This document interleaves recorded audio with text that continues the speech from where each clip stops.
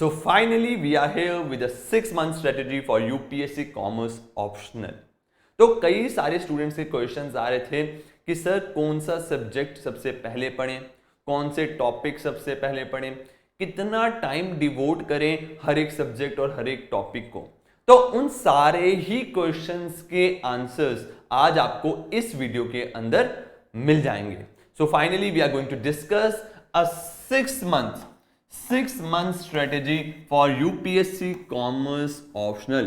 तो बेसिकली अगर आपने यूपीएससी में कॉमर्स ऑप्शनल को ऑप्ट किया है तो आप 6 मंथ्स में सारे के सारे सब्जेक्ट्स, बेसिकली पेपर 1 के अंदर 6 सब्जेक्ट्स और पेपर 2 के अंदर 4 सब्जेक्ट्स, सारे के सारे सब्जेक्ट्स आप अपने नेक्स्ट 6 मंथ्स के अंदर मतलब 180 डेज के अंदर कैसे कवर करेंगे वो हम आज की वीडियो में डिस्कस करेंगे। प्लस 180 डेज में हम साथ साथ रिवीजन करेंगे, मोस्ट इंपॉर्टेंट सारे टॉपिक्स कवर करेंगे, प्लस आंसर राइटिंग को कितना टाइम देंगे, ये सारी चीजें हम आज डिस्कस करने वाले हैं। ठीक है, तो लेट्स बिगिन। सबसे पहले देखो टोटल हमारे पास 180 डेज हैं, 6 मंथ का मतलब 180 डेज हो गए।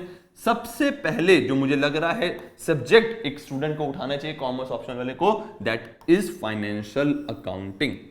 सर फाइनेंशियल अकाउंटिंग सबसे पहले क्यों उठाना चाहिए, इसका रीजन है। रीजन बीइंग फाइनेंशियल अकाउंटिंग हमने पढ़ना स्टार्ट कर दिया था अपनी क्लास 11th में, और 11th के बाद हमने 12th में पढ़ी, ग्रेजुएशन में पढ़ी, पोस्ट ग्रेजुएशन में पढ़ी, लेट्स से। और ये फाइनेंशियल अकाउंटिंग के जो क्वेश्चंस आ रहे होते हैं हमारे 11th तक के क्वेश्चंस आ रहे होते हैं। तो जब कोई हम इजी सब्जेक्ट से स्टार्ट करते हैं, देखो मेरे अकॉर्डिंग फाइनेंशियल अकाउंटिंग बहुत इजी सब्जेक्ट है, इजी सब्जेक्ट से स्टार्ट करते हैं, हमारे क्वेश्चन सॉल्व होने लगेंगे हमारे साथ साथ, तो हमारे अंदर कॉन्फिडेंस आएगा। तो इसीलिए सबसे पहले जो हमें मुझे लगता है टाइम डिवोट करना चाहिए वो करना चाहिए फाइनेंशियल अकाउंटिंग को। ठीक, अब फाइनेंशियल अकाउंटिंग के अंदर सबसे फर्स्ट डे आपको क्या करना है, आपको समझना है अपना सिलेबस। देखो अगर मैं फाइनेंशियल अकाउंटिंग की बात करूं तो फाइनेंशियल अकाउंटिंग के अंदर ढेरों टॉपिक्स हैं, हमें सारे टॉपिक्स नहीं करने। हमें क्या करना है, अपना सिलेबस डाउनलोड कर लेना है और सिलेबस में से चेक करना है कि कौन कौन से टॉपिक्स कवर करने हैं।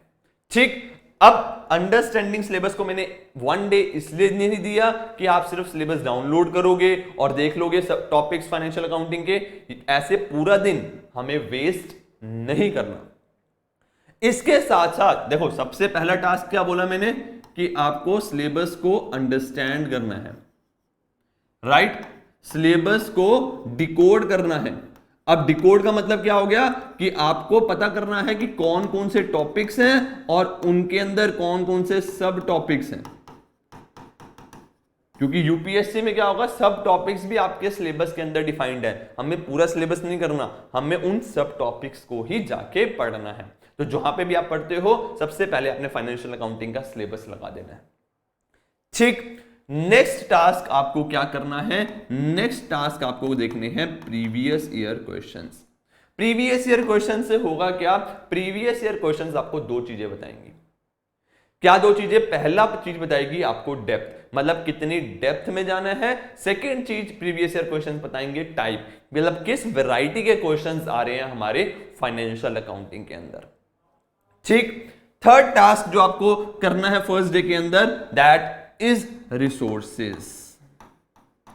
रिसोर्सेज का इधर मेरा मतलब है कि आपको फिगर आउट करना है कि लेट्स से मेरे को फाइनेंशियल अकाउंटिंग पढ़नी है नेक्स्ट 15 to 18 डेज, तो मैं कौन सी बुक को रेफर करूंगा, मतलब मेरी कौन सी प्राइमरी बुक रहने वाली है। लेट्स से मैंने बोला कि मेरी फाइनेंशियल अकाउंटिंग के लिए जेआर मोंगा से मैं पढ़ने वाला हूं, और कौन सी मेरी सप्लीमेंट्री या सेकेंडरी बुक रहने वाली है कि अगर मेरे को जेआर मोंगा से कुछ समझ नहीं आया तो मैं इस वाली बुक से पढ़ूंगा।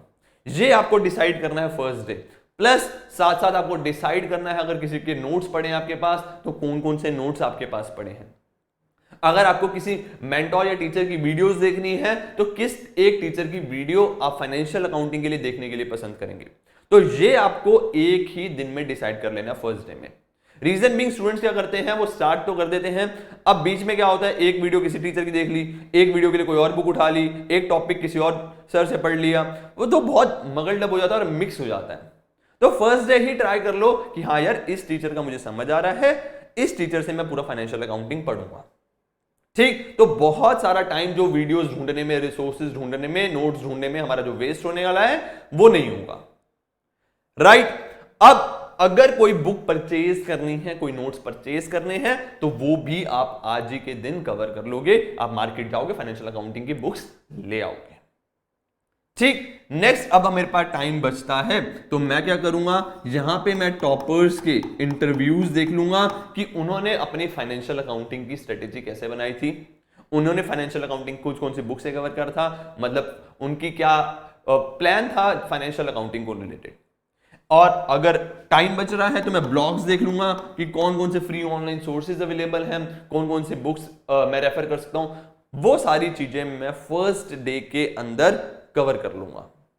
और लास्ट में मैं देख लूंगा कि भाई क्या ट्रेंड है फाइनेंशियल अकाउंटिंग के अंदर, ये मोस्ट इंपॉर्टेंट, क्या ट्रेंड है फाइनेंशियल अकाउंटिंग के अंदर, किस टाइप के क्वेश्चंस आ रहे हैं, कितने न्यूमेरिकल्स आ रहे हैं, कितने थ्योरी आ रहे हैं, किस टॉपिक से न्यूमेरिकल आ रहा है, किस टॉपिक से थ्योरी आ रहा है। तो ये सारी चीजें मैं फर्स्ट डे के अंदर कर लूंगा। हर एक सब्जेक्ट के अंदर हम यही करेंगे। तो सबसे पहला दिन मुझे क्या करना है, सिलेबस को अंडरस्टैंड करने में लगाना है। अब मैं मास्टर हो चुका हूं फाइनेंशियल अकाउंटिंग से रिलेटेड, मुझे पता है कौन सी बुक पढ़नी है, कौन सा टॉपिक पढ़ना है, कहां से पढ़ना है, सब मैंने प्लान बना लिया है। मैंने अपना एक शेड्यूल क्रिएट कर लिया है नेक्स्ट 15 टू 18 डेज के लिए कि हाँ इस दिन ये टॉपिक करूंगा, इस दिन ये टॉपिक करूंगा, इस दिन ये टॉपिक करूंगा। ठीक, ये टास्क आपको करना है फर्स्ट डे फाइनेंशियल अकाउंटिंग के लिए। अब चलते हैं डे 2 की ओर। डे 2 में सबसे पहले हम क्या करेंगे, accounting for share capital transactions. ये क्यों कर रहे हैं, इजी टॉपिक है, न्यूमेरिकल क्वेश्चन आता है। इवन अभी पिछली बार जो आपका एग्जाम हुआ 2023 उसमें भी accounting for share capital transaction का एक इजी इशू ऑफ शेयर्स की जनरल एंट्रीज पूछी गई थी। इसको मैं जल्दी से प्रैक्टिस करूंगा, मेरे में कॉन्फिडेंस आएगा, मेरे से प्रीवियस ईयर क्वेश्चंस भी लग रहे हैं। ये सारी चीजें मैं देख लूंगा। और उसके बाद bonus shares, right shares, employ stock option, preparation of presentation of financial account, इसमें 2 दिन दिए हैं क्योंकि न्यूमेरिकल क्वेश्चंस आते हैं तो वो आपको प्रैक्टिस करने हैं। फिर amalgamation, absorption, reconstruction of companies, basically internal और एक्सटर्नल रिकंस्ट्रक्शन, इसमें आपको 3 दिन दिए हैं क्योंकि अच्छा टॉपिक है और न्यूमेरिकल्स हर बार आते ही आते हैं इसको, तो प्रॉपर आपको टाइम डिवोट करना है इसके लिए। फिर नेक्स्ट आता है हमारे पास 3 दिन मैंने दिए हैं अकाउंटिंग स्टैंडर्ड्स को। अकाउंटिंग स्टैंडर्ड्स को 3 दिन क्यों दिए हैं, बेसिकली बहुत सारे अकाउंटिंग स्टैंडर्ड्स हैं, बट इसमें आपको एक चीज याद रखना है, जब आपने ऊपर ट्रेंड एनालिसिस किया होगा तो यू विल फाइंड आउट कि अकाउंटिंग स्टैंडर्ड से न्यूमेरिकल क्वेश्चन तो आया नहीं अब तक एक बार भी। हो क्या रहा है, वो 10 मार्क्स का एक शॉर्ट नोट पूछते हैं आपसे अकाउंटिंग स्टैंडर्ड से। तो ये आपने ट्रेंड एनालिसिस में फिगर आउट कर लिया, उसके अकॉर्डिंग आपने अपना अकाउंटिंग स्टैंडर्ड प्रिपेयर कर लिया। फिर उसके बाद आता है accounting as a financial information system, basically introduction of accounting कर लिया, इजी टॉपिक था, लास्ट में रखा है। अगर आप देखोगे तो सिलेबस के अकॉर्डिंग मैंने सीक्वेंस नहीं बना रखा कि सिलेबस में जो पहला टॉपिक है वो पहले लिख दिया, वो नहीं है। रीजन बीइंग मैंने टॉपिक का सीक्वेंस ऐसे बना रखा है क्योंकि मतलब इस तरीके से ताकि आपको पढ़ने में आसानी हो। अकाउंटिंग फॉर शेयर कैपिटल अगर आप पहले करोगे तो जल्दी अच्छे से कवर होगा और कॉन्फिडेंस आएगा, इसीलिए इंट्रोडक्शन मैंने लास्ट डे के लिए रखा है। ठीक, फिर नेक्स्ट आपको 3 दिन देने हैं कॉम्प्रिहेंसिव क्वेश्चंस और आइसनर राइटिंग के लिए, और ये मेरे ख्याल से सबसे सबसे सबसे इंपॉर्टेंट पार्ट रहेगा आपकी प्रिपरेशन का, क्योंकि at end of the day आपको वहां पे जाके एग्जाम हॉल में आंसर राइटिंग ही करनी है, क्वेश्चंस ही सॉल्व करने हैं। तो 3 दिन आपको पूरे फाइनेंशियल अकाउंटिंग के कॉम्प्रिहेंसिव क्वेश्चन जो भी न्यूमेरिकल्स हैं वो सॉल्व करने हैं, आंसर राइटिंग जो थ्योरी क्वेश्चंस आने हैं फाइनेंशियल अकाउंटिंग से उनकी प्रैक्टिस करनी है। और मैं ये कहूंगा most most most important thing है, क्योंकि अगर आप ये स्किप करोगे तो एग्जाम क्लियर नहीं होगा, अच्छे मार्क्स नहीं आएंगे फिर। ठीक, फिर आ जाता है हमारा ब्रेक। तो ये हमारा 16 डेज के अंदर पूरा फाइनेंशियल अकाउंटिंग कवर हो गया। फिर लेंगे हम 1 दिन का ब्रेक, अपने आप को रेस्ट देंगे और उसके बाद शुरू करेंगे कॉस्ट अकाउंटिंग। फाइनेंशियल अकाउंटिंग के बाद कॉस्ट अकाउंटिंग इसलिए पिकअप किया गया, रीजन बीइंग दोनों कोरिलेट करते हैं। कहीं ना कहीं आप फाइनेंशियल अकाउंटिंग पढ़ के आओगे तो कॉस्ट अकाउंटिंग करने में आपको बहुत हेल्प होगी। ऐसा ना हो कॉस्ट अकाउंटिंग पहले क्यों नहीं कर सकते, क्योंकि बहुत सारे कंसेप्ट फाइनेंशियल अकाउंटिंग में कवर हो रहे होते हैं, तो हमारा एक बेस अच्छा बन जाता है फाइनेंशियल अकाउंटिंग से कॉस्ट अकाउंटिंग करने के लिए। क्योंकि कॉस्ट अकाउंटिंग में भी आप जर्नल वगैरह देख रहे होगे, मतलब एंट्रीज वगैरह देख रहे होगे, अकाउंट्स देख रहे होगे। अकाउंट मेंटेन करना, तो वो मेजरली आपको कोरिलेट कर पाओगे कि हाँ फाइनेंशियल अकाउंटिंग में कॉस्ट अकाउंटिंग के टॉपिक अच्छे से समझ आएंगे। ठीक, फिर कॉस्ट अकाउंटिंग में फर्स्ट डे आपको क्या करना है, सिलेबस को अंडरस्टैंड करना है। फिर याद रख लेना, सिलेबस को अंडरस्टैंड करने का मतलब वो नहीं कि सिर्फ सिलेबस देख लेना है, previous year question, trend, sources, YouTube videos, mentor सब डिसाइड कर लेना है आपने अंडरस्टैंड सिलेबस में। सबसे पहले हम बेसिक कर लेंगे, nature and functions of accounting, concept, उसके बाद job, process, activity, CVP analysis, incremental analysis को 2 दिन दिए हैं, बजटिंग को 2 दिन, स्टैंडर्ड एंड वेरिएंस कॉस्टिंग। फिर आता है हमारे पास responsibility accounting and divisional performance management. अच्छा, कई सारे बच्चे इस टॉपिक को छोड़ के चले जाते हैं। इवन जब हम टेस्ट लेते हैं आपके दिसंबर और जून के अराउंड, जो आपके आंसर राइटिंग सेशंस होते हैं, आंसर राइटिंग टेस्ट होते हैं, उसमें भी मैंने देखा है बच्चे जनरली इस क्वेश्चंस को छोड़ रहे होते हैं। बट ये टॉपिक आपका पेपर में आता है, तो इस टॉपिक को भी अच्छे थोरोली हमें कवर करके जाना है। ठीक, फिर आ जाएगा हमारे पास कॉस्ट अकाउंटिंग के लिए comprehensive questions and answer writing session. 3 दिन हम कॉस्ट अकाउंटिंग के कॉम्प्रिहेंसिव क्वेश्चंस, न्यूमेरिकल और आंसर राइटिंग करेंगे जैसे फाइनेंशियल अकाउंटिंग में किया। ठीक है, अब इसके बाद आ जाता है हमारे पास ब्रेक।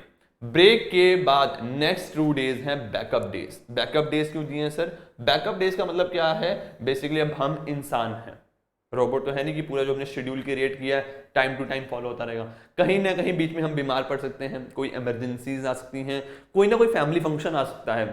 मान लो आप घर पे प्रिपरेशन कर रहे हो, मान लो कोई फेस्टिवल आ जाता है, क्योंकि फेस्टिवल वाले दिन जनरली क्या होता है, पढ़ने का मूड नहीं करता, तो कहीं ना कहीं हो सकता है कि 1 आधा दिन का आपका डिले चल रहा हो। अब यहां पे बैकअप डेज पे क्या करना है, आपको अपना सारा डिले कवर कर लेना है। मतलब यहां पे आके फिर मैं ट्रैक पे आ जाऊंगा, तो वापसी ट्रैक पे आ जाना है अगर कुछ भी डिले चल रहा होगा।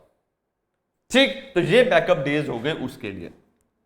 फिर हमने सोचा कि उसके बाद हम कवर करेंगे ऑर्गेनाइजेशनल थ्योरी। रीजन बीइंग, देखो 2 प्रैक्टिकल सब्जेक्ट्स हो चुके हैं, तो प्रैक्टिकल सब्जेक्ट कर करके थक गए होंगे, न्यूमेरिकल्स सॉल्व कर करके थक गए होंगे। नेक्स्ट हमारे पास आ जाता है थ्योरी सब्जेक्ट्स। तो थ्योरी सब्जेक्ट्स में ऑर्गेनाइजेशन थ्योरी करेंगे, अंडरस्टैंड सिलेबस करेंगे, उसके बाद नेचर, एनवायरनमेंट, ये सारे टॉपिक्स हम ऑर्गेनाइजेशन थ्योरी के डे बाय डे कवर कर लेंगे।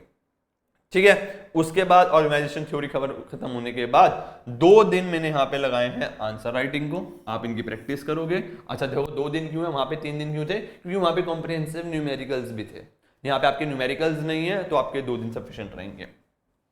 ठीक, फिर उसके बाद आता है आपके पास ब्रेक, और उसके बाद ऑर्गेनाइजेशनल बिहेवियर।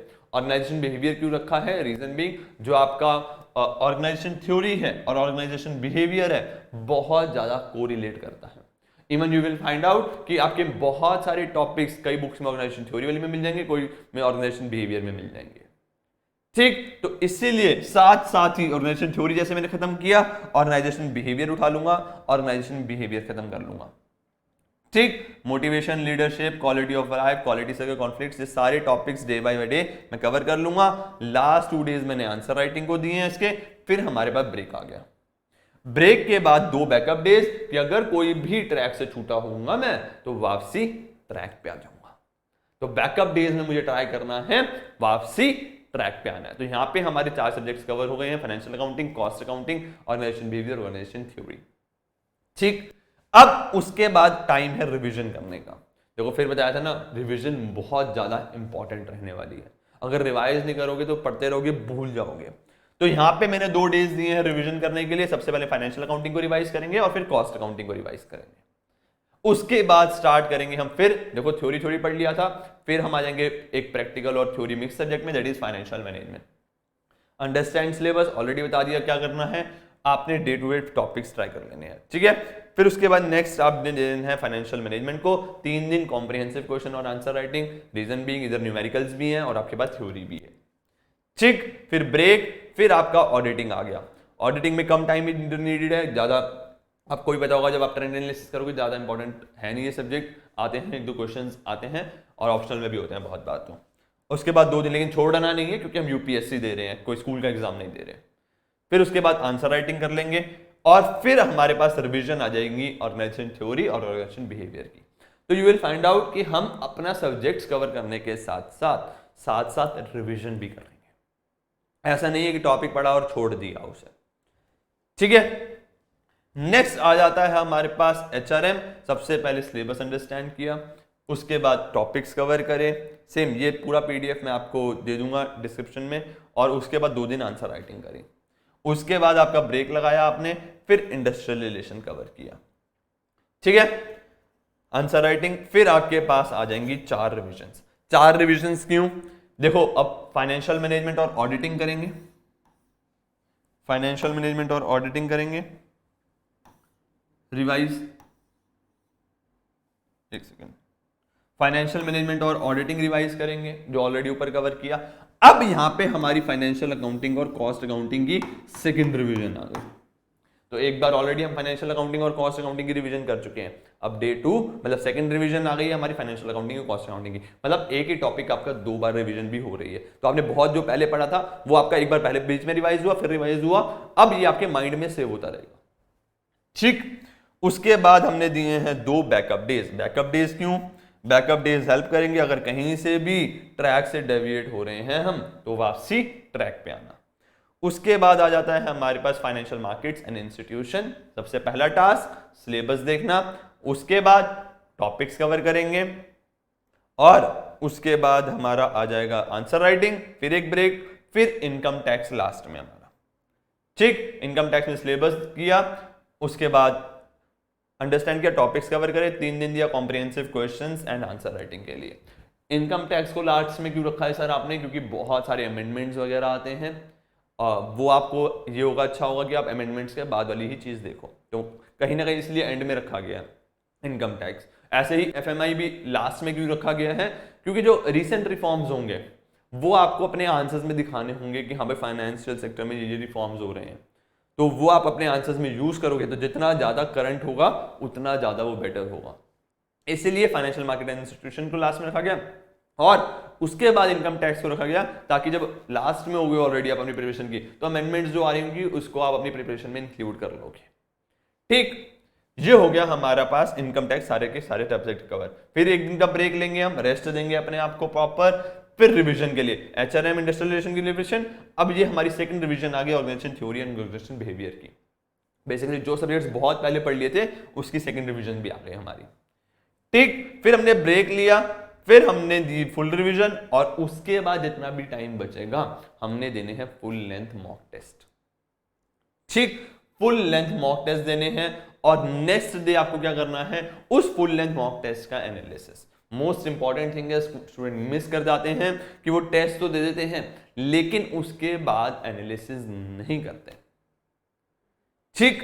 ये रहेगा आपका पूरा 6 मंथ का टाइम टेबल, कैसे आपको अपनी प्रिपरेशन करनी है, कैसे आपको पढ़ना है। अब ये जो टाइम टेबल क्रिएट हुआ है, ये जो क्रिएट हुआ है वो हुआ है मेरे अकॉर्डिंग, मतलब जो जनरली मुझे अच्छा लगता है कि मेरे अकॉर्डिंग, मेरे को फाइनेंशियल अकाउंटिंग इजी लग रहा है, मैंने ऊपर रखा है, मेरे को इनकम टैक्स में लग रहा है अमेंडमेंट्स देखनी है बाद में रखा है, और मैंने हर एक दिन जितना मुझे लगता है मुझे मेरे को पढ़ने में लगेगा मैंने उसके अकॉर्डिंग दिया है, या एक जनरल स्टूडेंट को लगेगा उतना दिया है। बट आप अलग हो, आप स्पेशल हो, तो आपको अपने अकॉर्डिंग इस अपने टाइम टेबल को क्रिएट करना है, इसकी हेल्प ले लेनी है, और मतलब अगर आपको लग रहा है कि आप इसके अकॉर्डिंग वर्क कर रहे हो तो डाउनलोड करो और इसके अकॉर्डिंग वर्क करना स्टार्ट करो। नहीं आपको लग रहा है कि नहीं यार मैं इधर थोड़ा ज्यादा टाइम लगाऊंगा या इधर मैं कम टाइम में कर लूंगा, तो थोड़ा सा इस टाइम टेबल को मोल्ड करो और अपना टाइम टेबल क्रिएट करके उस पर वर्क करना स्टार्ट करो। तो बिल्कुल कॉपी पेस्ट करने की बजाय पहले एनालिसिस कर लेना कि हाँ मैं इन टॉपिक्स को इतना ही दिन दूंगा, मैं इन सब्जेक्ट्स को इतने ही दिन दे पाऊंगा या नहीं दे पाऊंगा। अगर मैं स्लो लर्नर हूं तो मैं ज्यादा दिन दूंगा, अगर मैं फास्ट लर्नर हूं तो मैं कम टाइम दूंगा। मेरा इजी सब्जेक्ट कोई और है, मेरा डिफिकल्ट हार्ड सब्जेक्ट कोई और है जो मुझे डिफिकल्ट लगता है, तो उसके अकॉर्डिंग मैं अपनी प्रिपरेशन कर लूंगा, ठीक। अब नेक्स्ट इंपॉर्टेंट थिंग, हम रिसोर्सेज ढूंढने जाएंगे। तो अब एक तरीका कि मैं डिफरेंट रिसोर्सेज ढूंढूं, या तो बेस्ट वे क्या है, देखो किसी कोर्स में इनरोल कर लो। तो जो हमारा नेक्स्ट 2024 का है यूपीएससी कॉमर्स ऑप्शनल, उसका कोर्स ऑलरेडी लॉन्च हो चुका है, तो वो आपको मिल जाएगा anujjindal.in पे। कोर्सेज पे जाएंगे, देखो अभी एक एडवांटेज बताने वाला हूं कोर्स ज्वाइन करने का, वो सुन के जाना। देखो कोर्सेज में जाएंगे यूपीएससी में कॉमर्स ऑप्शनल, तो जब आप इधर क्लिक करेंगे तो आपके पास यूपीएससी कॉमर्स ऑप्शनल के कोर्स का वो आ जाएंगे, सारी डिटेल्स पर्क्स आ जाएंगे। तो यहाँ पे आपके पास कोर्स में इनरोल करने का ऑप्शन आ जाएगा। अब कोर्स में इनरोल करने का एडवांटेज, पहली चीज एक ही जगह आपको सारे पीडीएफ लेक्चर्स मिल जाएंगे, प्रीवियस ईयर क्वेश्चन सॉल्व्ड मिल जाएंगे, फिर सेकेंड थिंग, वीडियोस मिल जाएंगी, आप पीडीएफ डाउनलोड कर सकते हो। अब जो मोस्ट इंपॉर्टेंट है वो है हमारे answer writing test. Answer writing test, तो पहले हमारे आंसर राइटिंग टेस्ट होंगे दिसंबर में, मतलब जो नेक्स्ट दिसंबर 2023 है। एक बार आपका हर एक सब्जेक्ट का आंसर राइटिंग टेस्ट लिया जाएगा। देखो at end of the day क्या है, आपको आंसर राइटिंग ही करनी है एग्जाम में। यहाँ पे प्रॉपर हम इवेल्युएट करेंगे, टीचर्स इवेल्युएट करेंगे, मैं खुद इवेल्युएट करूंगा, उसके बेसिस पे आपको फीडबैक दूंगा, राइट। फिर एक हमारा जो आएगा वो आएगा अराउंड आई थिंक अगस्त में आपका एक आंसर राइटिंग टेस्ट दोबारा होगा। तो 2 आंसर राइटिंग टेस्ट यहां पे मिल रहे हैं आपको। तीसरी चीज, जो आपके मॉक टेस्ट हैं, full length mock test available हो जाएंगे आपके पास। तो अगर आप ये सारी चीजें कर लोगे तो 100% ऐसा कोई क्वेश्चन नहीं होगा जो आपका एग्जाम में रुके। तो इसीलिए जब कोर्स में एनरोल करोगे तो आपके पास ये एडवांटेजेस खुल जाएंगे, दिसंबर 2023, अगस्त 2024 और मॉक टेस्ट। तो कहीं ना कहीं आपकी प्रिपरेशन के साथ साथ आपकी answer writing practice, answer writing की इंपॉर्टेंट चेकिंग और इवैल्यूएशन होगी, प्रॉपर उसकी आपकी क्लासेस होंगी लाइव कि हाँ भाई ये मिस्टेक्स आप कर रहे हो, तो वो सारी चीजें आपको अवेलेबल हो जाएंगी। प्लस एडवांटेज क्या होता है, अगर कोई डाउट आए, अगर आप सेल्फ स्टडी कर रहे हो तो किसी फ्रेंड के पास जाने से होता है कि कभी कभी टाइम वेस्ट भी हो जाता है, तो यहाँ पे आप फैकल्टी को कॉल कर सकते हो, कॉल करके डाउट क्लियर कर सकते हो। नहीं तो पूरा कम्युनिटीज क्रिएट करी गई हैं जहां पे स्टूडेंट्स अपने डाउट्स पूछ जाते हैं और फैकल्टीज रिजॉल्व करती हैं, तो डाउट्स पूछते हैं। तो ये सारी चीजें आपको एडवांटेज देंगी कोर्स में एनरोल करने की, मतलब कहीं ना कहीं कोर्स में एनरोल करने से एडवांटेजेस हो जाएगा आपको। बाकी नहीं, अगर आपको लगता ही है सेल्फ प्रिपरेशन से चल रहा है तो well and good, go for it. ठीक, समझ आ गया? ये था हमारा 6 मंथ स्टडी प्लान। अब आपको क्या करना है, अपने अकॉर्डिंग प्लान करना है कि बुक्स कौन सी रेफर करनी है, वो सब आपको देख लेना है और अपनी प्रिपरेशन स्टार्ट करनी है। ठीक है, so that's all for day. Bye bye, take care, all the best.